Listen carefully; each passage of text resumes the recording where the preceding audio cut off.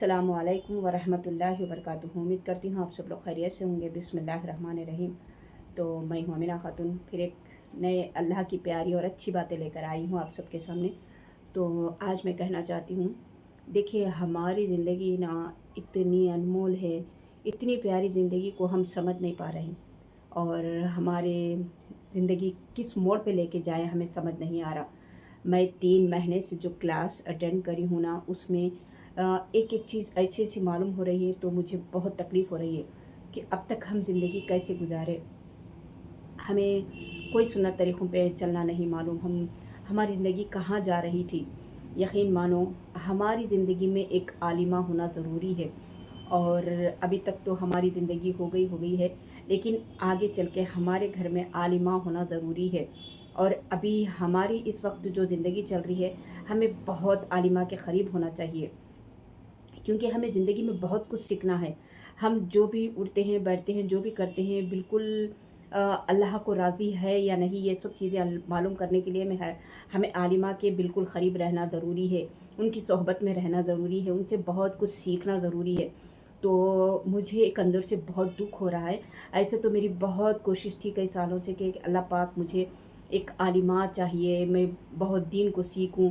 कुछ ना कुछ मेरे बस में जो था मैं वो सीखती गई, लेकिन आज पता चला है कि मुझे कुछ नहीं आता, कुछ नहीं आता, मुझे दीन के बारे में कुछ नहीं मालूम है। हमारी ज़िंदगी बहुत एक अजीब से मोड़ पर चल रही है। तो मेरा कहने का मतलब यही है कि हमारी इतनी खूबसूरत अल्लाह पाक ने हमें जो ज़िंदगी दी है, उसे बिल्कुल सही तरीके से गुजारे।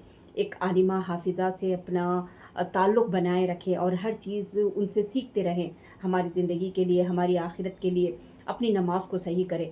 देखिए हमारे गुस्ल से लेके हमारे वज़ू से लेके हमारी नमाज़ तक लेके हर चीज़ में हमें सही मालूमात करना ज़रूरी है। अगर हम पढ़े लिखे नहीं भी हैं, तो हम एक आलिमा से बहुत पूछ कर हमारी ज़िंदगी को हम सही रास्ते पे चला सकते हैं, हमारे अंदर सुन्नत तरीक़े लाने की कोशिश कर सकते हैं। ये ज़िंदगी जो चल रही है ना, ये कब आँख बंद होने वाली है हमें पता नहीं है।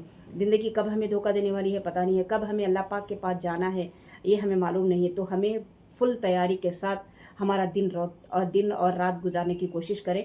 ये दुनिया में और हर चीज़ में जो बकवास चीज़ें होती हैं, उन चीज़ों से दिल हटाकर अल्लाह पाक की तरफ रुजू हो जाए, अल्लाह को राज़ी करने वाली ज़िंदगी गुजारे।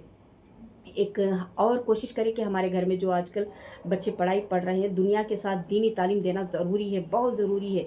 क्योंकि हम जो उठते हैं, बैठते हैं और खाते हैं और जो पढ़ते हैं, कुछ भी जो भी करते हैं, बस हमारी ज़िंदगी में सुन्नत तरीक़े आएँ, बस ये कोशिश में लगे हुए रहें। क्योंकि अभी हम मेरे जैसे जो बहनें हैं, जो मेरे जैसे जो हालात चल रहे हैं, वो बिल्कुल सही नहीं है।